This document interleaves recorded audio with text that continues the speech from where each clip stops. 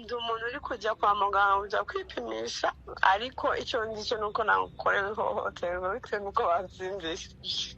Bagusindishije? Yari umushyitsi wanjye kuva kera ariko bitewe n'ukuntu muri iki gihe naranze abantu byose kugira ngo mwirinde bitewe n'igikomere nari mfite nta bintu byinshi nashakaga ariko bitewe n'ukuntu process zagendaga bakagarika muri chance ngende mabarira abantu niko yisanze iwanjye aracyana blotswe pe turanywa nyine ibiki byose ariko nyuma nisanga nambaye ubusa bro dina mu mihango so n'ikibazo gikomeye so niyo mpamvu nahise mbihamya tu nta n'ikindi rero ndi muri process kugira ngo babikurikirane biri official part.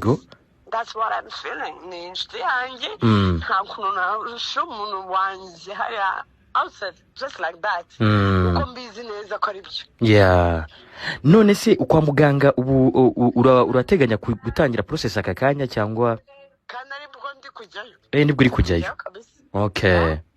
Hanyuma se we yahise agenda yancitse kandi na muganga rindira ubwo n'ukuri baransindishije ngo nakujya kuri ribu nasinzi kamere nawe nkatirindira tunemere neza tujye kuri ribu nubwo nari tayari ubundi njye bunango ndi mu buryo bwo kujya muri ruhame ngo biki n'ibiki so nabo nkarindira ariko bitewe n'ibintu numva nakorewe reka turindire binjire mu tugende mani barancika tu.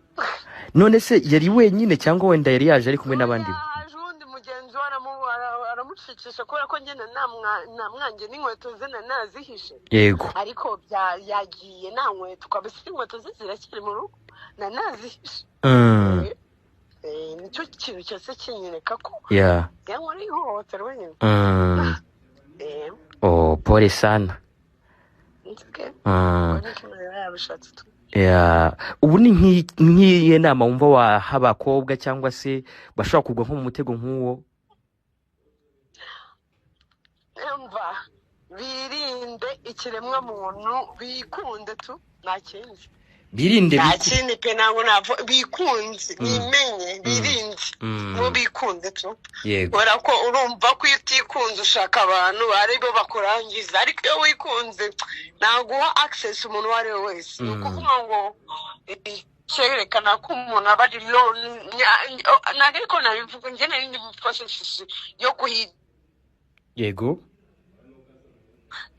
hari abantu baba bakeneye abantu kubera ko baba bari none ndani bakabicisha ibyo bintu bikunze. Iyo wikunze wiha ibyo ari byo byose ushaka ariko iyo utikunze ushaka abantu tuba biguhi nicyo kintu nababwira bikunde tu nta kindi bakora mu buzima bwabo.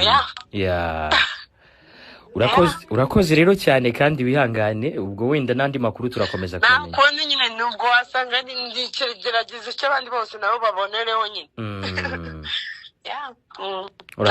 Merci. Urakoze cyane.